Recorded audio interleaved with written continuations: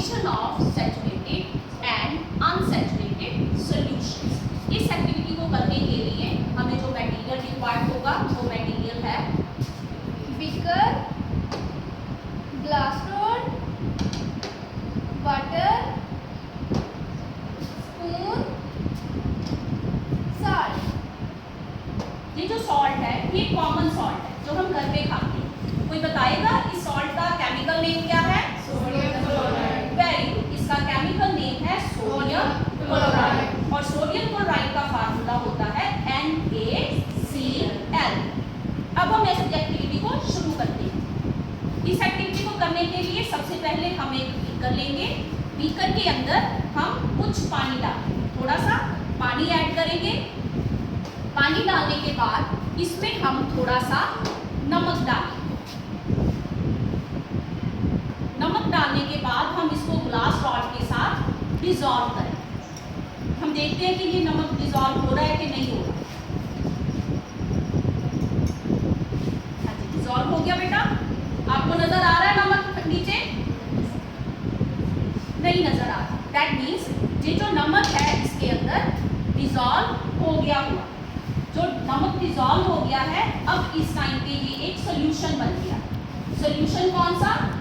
Unsaturated solution. क्या इसमें अभी और नमक ऐड हो सकता है? Yes. बिल्कुल हो सकता है। चलो सिया, आप बेटा जाके फर्स्ट बेंच पे बैठ जाओ। Radhika, come outside. अब इसमें थोड़ा सा नमक और डालो और ट्राई करो कि वो डिसॉल्व हो रहा है।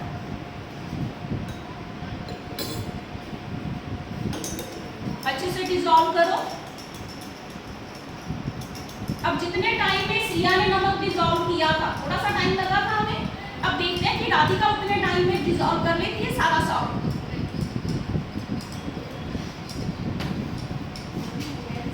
हो गया? तो कीप इट डाउन। हाँ, sit on the first bench. Rani, come outside.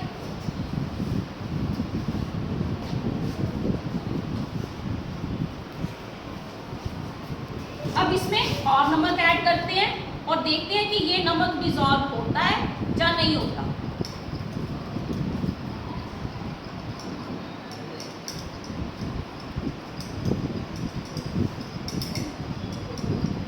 अब देखो रानी कितने टाइम से लगी हुई है डिसॉल्व करने के लिए।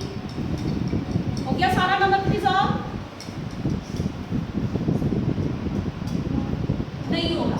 अब देखो कितने जितना भी डाला था, हम इसको ज्यादा जोर जोर से भी घुमा के देख लेते हैं। नीचे नमक बैठा हुआ नजर आ रहा है आपको? नीचे नमक बैठा हुआ नजर आ रहा है? That means ये नमक इसके अंदर डिसॉल्व नहीं हो रहा। इस टाइम पे जाओ रानी, आप बैठ जाओ फर्स्ट बेंच पे। रानी बैठने की कोशिश कर रही है बेंच पे। क्या ये बैठ पा रही है? ये खड़ी है। ऐसे ही नमक इसके अंदर डिसॉल्व होने की कोशिश कर रहा है, पर वो नमक घुल नहीं रहा, वो बिना घुले ही रह गया। ये जो बेंच है, एज्यूम करो आप बेंच पे आके बैठते हो। ये बेंच एक सॉल्वेंट, आप इसके ऊपर आके टर्न बाय टर्न बैठ जाओ। मैक्सिमम जितने बच्चे बैठ सकते हैं बैठ गए ना। अब वो बेचारी खड़ी है। क्या वो बैठ सकती है बेंच के ऊपर? नहीं बैठ सकती, पर एक कंडीशन है, वो बैठ भी सकती है।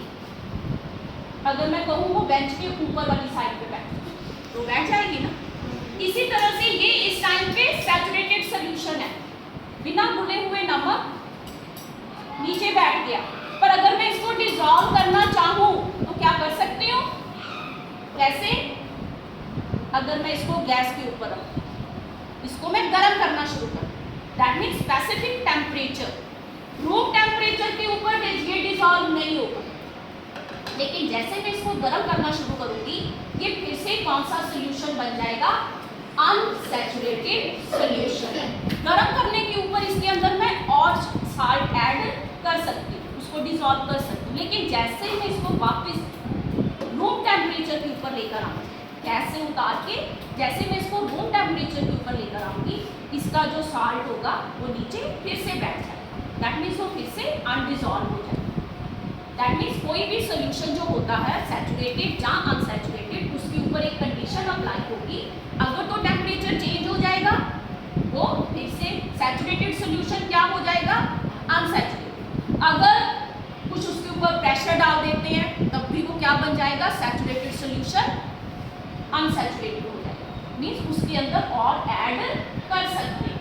अगर हम सॉल्वेंट की क्वांटिटी बढ़ा देते हैं, मैं इसके अंदर पानी ज़्यादा डाल, अब ये डिसॉल्व हो जाएगा क्योंकि अब सॉल्वेंट की क्वांटिटी बढ़ गई, तो अब ये क्या हो गया, अनसैचुरेटेड सॉल्यूशन। मैं इसके अंदर और चाहूँ तो साल्ट ऐड कर सकती हूँ।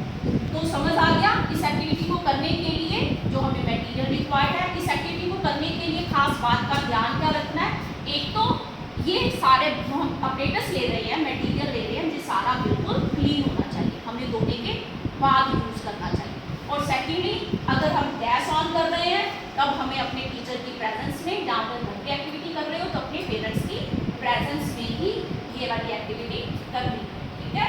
ओके, कल हम दोबारा मिलेंगे और मैं पूछूंगी क्लास में आके कि किस किस बच्चे ने ये वाली एक्टिविटी